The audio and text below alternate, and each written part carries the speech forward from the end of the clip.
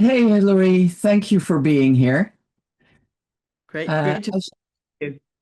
as you know, we're recording 40 podcasts to celebrate 40 years of Intact Academy.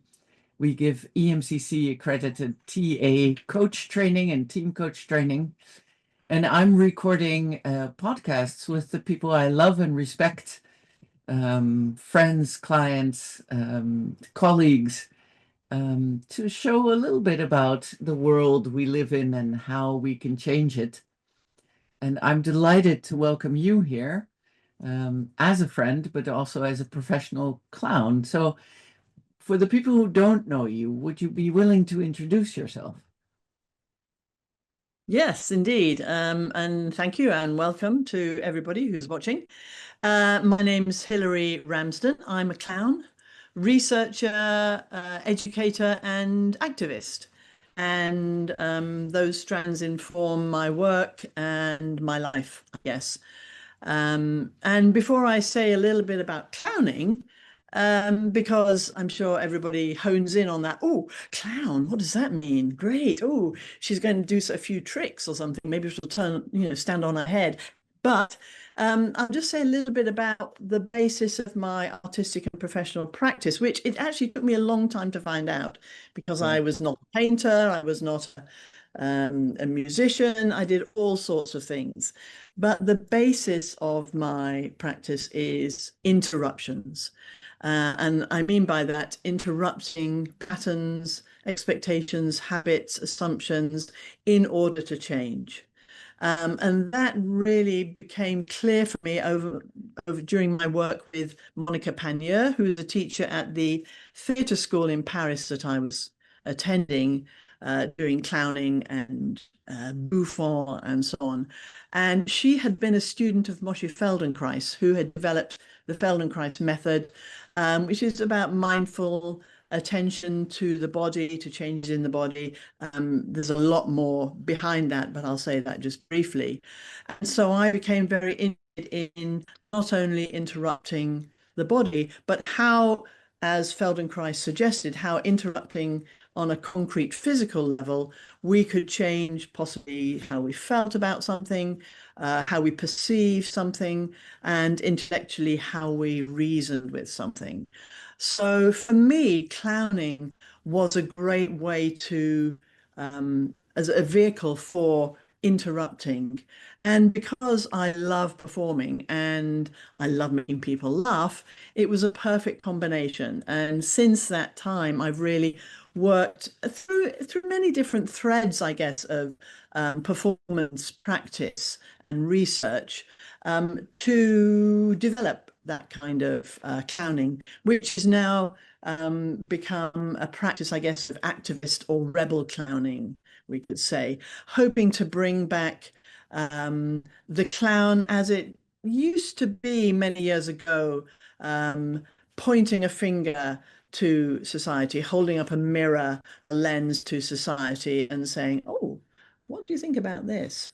May being able to speak truth to power, have the ear of the king or queen who is ruling and say, "Oh, what do you think about this?"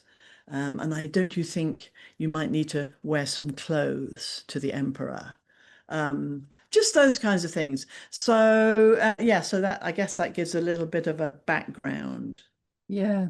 I know. Tell us more about this activists part of the clowning, because I know you do a lot of things. You teach clowning, you do clowning, you have performances. Um, but I'm really interested in this activist part because in the world today, it's really what we need. Absolutely. And I guess the activist part, this is, I guess, a really important turning point for me in about 2003 when I got invited to teach clowning and bouffant at an activist retreat or an artist activist retreat. And I thought, oh, well, this is kind of interesting. I was hoping to attend as a learner, but in fact, I've been invited to teach. So I was there to teach activists who were actually not that interested in learning about clowning from an expert in clowning because activists at that time were very, okay, we know what we're doing, and we actually like a non-hierarchical level playing field, and we don't need any experts to teach us. So it was a little bit like, oh, okay, well, let's play this game. So for me, it was about bringing together my activism, which I'd been in Greenham Common, I'd been in feminist groups, active lesbian helplines, all these kinds of activist part, but somehow I had failed to bring it together with my clowning practice, partly because in the activist world, clownings are not serious. And if you're not serious, then how can you address these really important issues that we're all trying to solve in the world? Tell you, this might help. Oh, Well, okay. so the activist clown, the rebel clown, came a combination of the naivety, the openness of the clown, combined with the street smarts of the bouffant, who in my clown history had been cast out during medieval times by the good and the great of the villages if you didn't fit in. So if you were looking a bit strange, if you maybe had visions, if you maybe dealt in herbs and spices, or maybe if you had a disability, you were out. If you didn't have the right number of fingers and toes, then okay, you don't fit in. So lesbian, gays, trans, the out of the village. So these bouffants were a little community. Yet every year they were invited back to the village by the great and the good, the lawyers, the doctors, the priests, the kings, the queens, the royalty, to entertain. And these bouffants came back and they entertained by doing parodies of these great and the good. So parodies of lawyers, of doctors, of politicians, and so on. And the idea was that the Bouffant's parodies were so incredibly funny, devastatingly funny, so that the audience were laughing so hard that they had a heart attack and they died. So this is sort of the idea of the Bouffant, to kill with laughter. There's an idea. Yeah. So that was the rebel clown in a way was born. So we're not just the clowns to entertain. We're the clowns to say, okay, let's see, how can we be? What do you think about this? And so I was part of the Clandestine Insurgent Rebel Clown Army for about 2 years. Wow. We went around. So this was I suppose you could call it the brainchild, the inspiration of Jay Jordan, who had been an activist for many times in Reclaim the Streets. They were an artist. They wrote, basically a philosopher in a sense. And they came up with the idea of an army. So a parody, so a clown army. So this was very strange for me, having come from the peace movement. And I felt slightly uncomfortable until I realized what an amazing idea it was to parody the army, to do the same job, to secure, but to then highlight this army and its the so-called real army and its philosophy, its militarism, and to mirror it, and then to poke fun at it, to provoke with questions, with misunderstandings. And we went to the G8 to help the army and the police secure the G8 representatives, the delegates, in 2005. So that was in Edinburgh. So I remember that whole idea then, people get burnt out. I was a clown still. I kept training people, loads of gaggles, we call them gaggles, sprang up because everybody realized what a great idea it was to do this. And the other incredibly important strand to this was that it feeds and it fed activists. So it enabled them to be light. It enabled us to play, it enabled us to play and not just feel negative, not just be saying, no, no, no, we don't want this, we don't want that, but to say, oh, well, how about if we do this? Or, oh, we can play here, we can play there. So we had weapons of mass distraction at the time. There were weapons of mass destruction, which included feather dusters and flowers and so on and so forth. Wow. So that was that episode.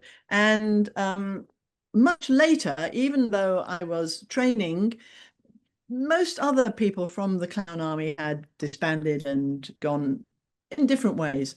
And I was contacted by Robin Hambrook, who is a clown and researcher, educator, activist. And she was very interested in saying, hey, tell me more about this. And shall we, I'd like to see what we can do because I'm a clown. I'm interested in activism. And what can we do? And I said, oh my goodness, that's fantastic. She has sort of galvanized me into action again. And now we have something called the Nomadic Rebel Clown Academy, which we tour to wherever people would like us. It's a 5-day training. In fact, we think we need to do it more. So we have done about 5 of these trainings now since 2023. And we are looking to do an advanced training for people who've taken part in our first trainings. We'll do that next year in Athens, Oh, Athens or Switzerland. yeah. So So, yeah. in the time today, because this is spectacular, I love the weapons of mass distraction.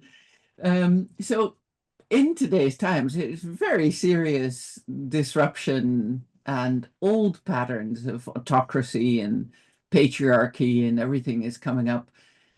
So what can people do in their everyday lives to kind of embody this idea of disruption and clowning, but in the real sense of the word, not the ha-ha sense, but Yeah, the yeah. sense that you're talking about.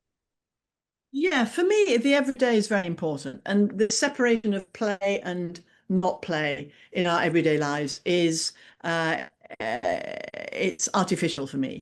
Yeah. So, I mean, obviously, I am a serious person. No.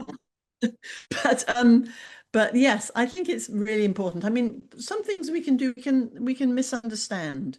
I think also watching, for me, there's somebody who is to be open to say, I don't know, Yeah. to not solve problems, to fail.